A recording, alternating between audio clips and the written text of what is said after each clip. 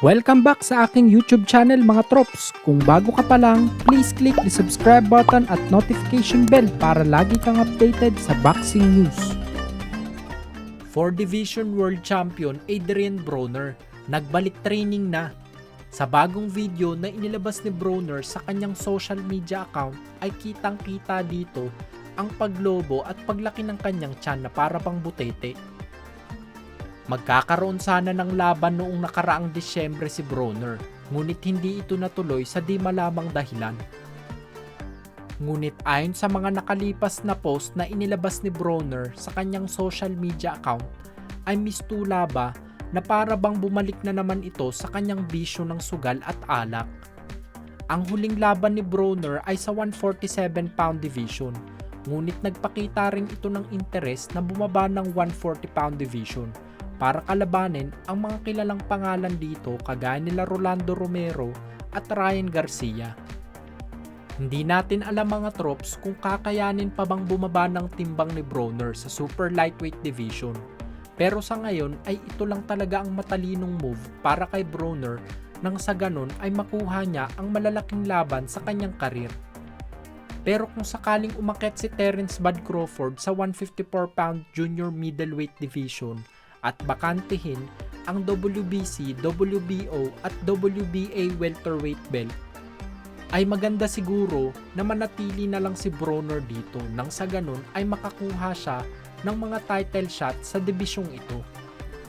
Sa kabilang dako naman po tayo, sa kakalabas nga lang po na post na galing mismo sa Facebook page na Cuadro Alas It's My Boy, na pagmamay-ari ng kapatid ng ating 3 Division World Champion Janriel Cuadro Alas Casimero na si Jason Casimero, na may caption na quote-unquote, "Hello White Dog, asa na ang mga bata mo dito?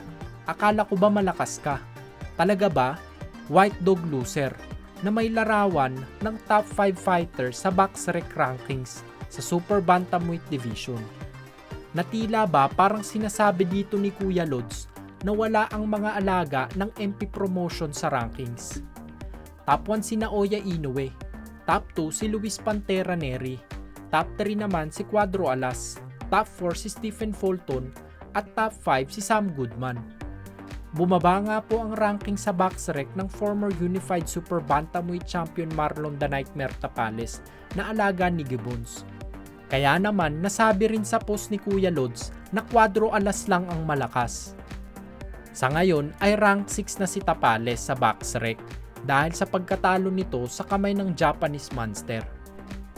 Ngunit maganda pa rin naman ang estado ngayon ng karir ng dating kampyon dahil sa ipinakitang performance niya sa laban kahit natalo sa kamay ni Inoue.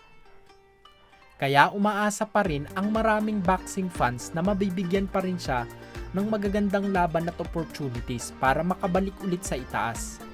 Sa tingin nyo mga trops, sino ba ang susunod na magandang laban para kay Tapales? Comment nyo lang ang sagot nyo sa baba.